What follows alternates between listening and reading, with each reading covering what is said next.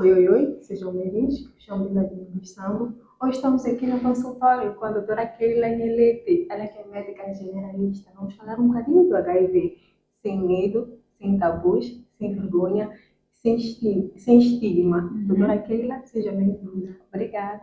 Obrigada. Olá a todos. Eu sou a doutora Keila, como a Marina disse, sou médica de clínica geral e ex-colega da Lina, do ensino secundário. Sim. Então, vamos lá. Para empreender, temos que ter saúde. Então, doutora Keila, vamos falar um bocadinho do HIV. Nós, jovens, a camada mais vulnerável, mulheres, vamos prestar atenção. Doutora Keila, primeira pergunta, o que é HIV? O HIV ou VIH é o vírus de imunodeficiência humana, que é responsável por causar a doença conhecida por SIDA. É o vírus que normalmente infecta as células de defesa do nosso corpo, que são as células TCD4, que previnem o nosso corpo de contrair infecções. E qual é a diferença entre o HIV e o SIDA? Porque as pessoas às vezes pensam que tem HIV, a pessoa já assume logo que ela tem SIDA. O HIV é só o vírus, como eu disse, é um micro-organismo responsável por infectar as células de defesa do nosso corpo. SIDA é o conjunto de doenças que advém da infecção avançada pelo HIV. Portanto, uma pessoa pode ter só a infecção pelo HIV, se fizer o tratamento adequado, como nós vamos ver à frente, esta pessoa pode não desenvolver SIDA, que é o conjunto de doenças oportunistas, é o estadio mais avançado. Ao passo que SIDA é a doença em si. Uma pessoa que não fez o tratamento, não faz o tratamento como deve ser, desenvolve SIDA, que é a fase mais avançada da infecção pelo HIV. Tudo bem. Por que existe esse preconceito, ou esse medo a pessoa pensa assim, tem HIV, vou morrer. E às vezes até a forma como nós vemos as outras pessoas, essa questão do preconceito. São muitos fatores. Um dos fatores é o estigma. Outro fator é a forma como o HIV e o SIDA foram introduzidos na nossa vida. Nós temos a informação de que pessoas seropositivas ou pessoas que são infectadas pelo HIV contraíram essa infecção através de relações que são promíscuas, prostituição, homens que fazem sexo com homens, relações extraconjugais fora do casamento. Então, todos estes fatores, o estigma, o medo, a vergonha, o que os outros vão pensar que eu andei a fazer, o que os outros vão pensar sobre mim, tudo isto contribui para que hajam estas limitações. Ok. E como é que nós, como saúde, né, podemos apoiar as pessoas para não olharem o HIV como sentença de morte? Dizer, olha, não é porque você tem HIV, você vai morrer ou vai ficar muito doente. Nós temos que, em primeiro lugar, passar a informação correta e da maneira correta. Temos que abranger principalmente a camada jovem, que são as pessoas que hoje em dia, atualmente, especialmente no nosso país, são as pessoas mais infectadas por esta doença. Então, transmitir a informação através de campanhas de sensibilização, educação sanitária, campanhas nas escolas. Informação é poder, informação correta é mais poderosa ainda. Então, esta é a primeira via que nós podemos usar para informar estas pessoas e sensibilizar a todos. Segundo, receber bem as pessoas. Quando nos chega uma consulta, quer seja no centro de saúde, quer seja num hospital de outro nível, um paciente para fazer o teste, nós temos que tratar bem esta pessoa, temos que informar esta pessoa o que é o teste de HIV, o que é o HIV, quais são as consequências, quais é que são os processos todos que envolvem isto, fazer o teste, apoiar a pessoa caso o teste seja positivo, porque nós temos os serviços de apoio psicológico. Então, esta pessoa deve sair do hospital ou da nossa unidade sanitária com uma informação de que não por estar infectada significa que vai morrer, vai perder tudo o que tem. Então, nós temos que garantir que esta pessoa é bem recebida, que recebe a informação correta e saber que existe um tratamento.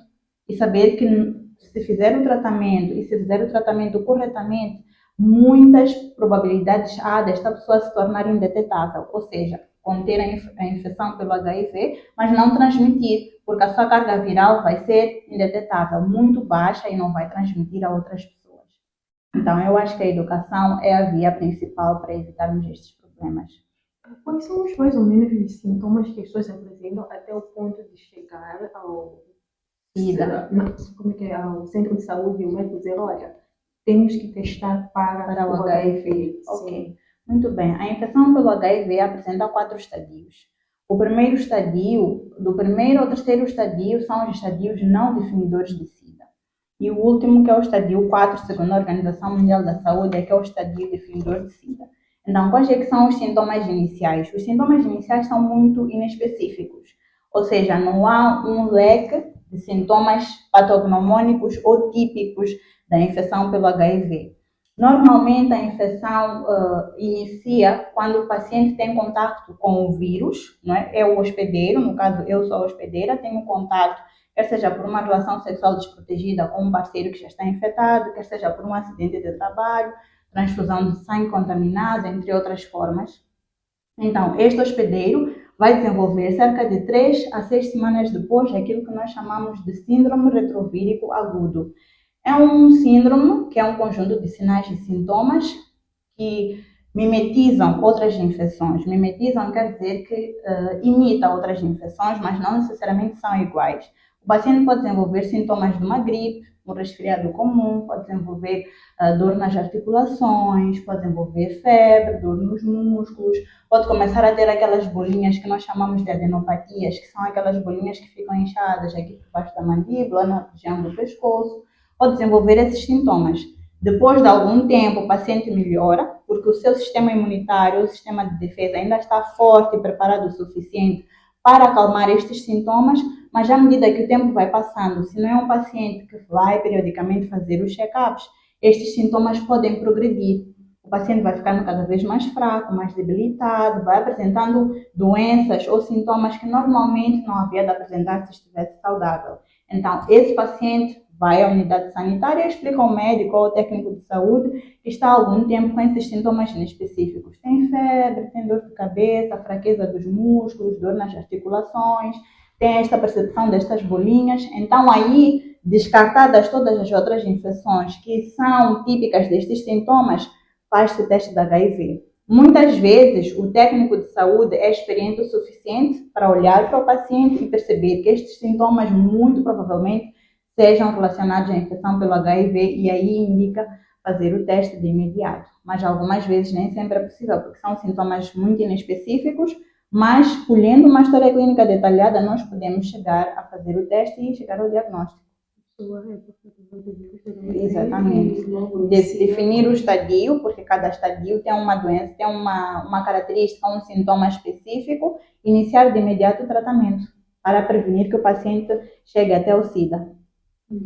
E o tratamento permite que as pessoas vivam de forma saudável. Saudável durante muitos anos e de uma forma normal, como qualquer outra pessoa. E muitas vezes estes pacientes chegam à vida adulta, chegam até a fase de serem idosos e morrem por outras causas que não a infecção pelo HIV ou SIDA. Podem ter filhos e ter uma vida Podem ter normal. filhos e ter uma vida normal. Vamos deixar o preconceito de lado, como disse a doutora Keila, conhecimento é poder.